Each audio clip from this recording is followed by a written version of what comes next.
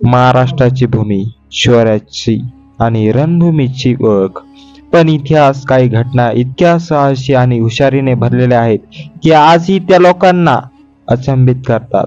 आज आपण जाणून घेणार आहोत छत्रपती शिवाजी महाराजांनी गनिमी काव्याचा वापर करून अफजल खानला कसा पराभूत केला.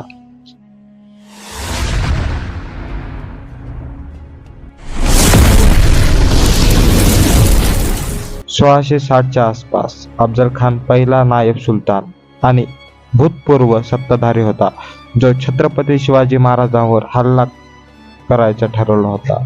छत्रपती शिवाजी महाराजांनी समजूतदारपणे योजना आखली. सैनिकांच्या जोरावर नव्हे तर हत्यारांचा चतुर वापरावर विश्वास ठेवला. त्यांनी कोळी गावातील भेटीचे आमंत्रण स्वीकारले, पण अफजल खानला गनिमी कावा वापरून तोल समजावून मारले.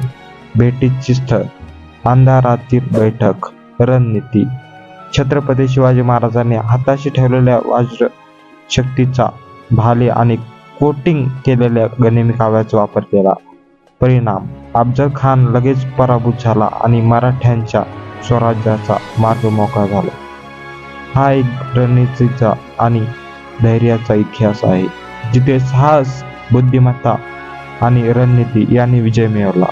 आजही इतिहास पाहताना आपण विचार करतो, छत्रपती शिवाजी महाराजांचा शौर्य, हुशारीचा संगम किती अद्भुत होता. हायडन ट्रूथ्स शिवमला फॉलो करा, सबस्क्राईब करा आणि जाणून घ्या अशाच वीर रहस्यमय कथा. धन्यवाद.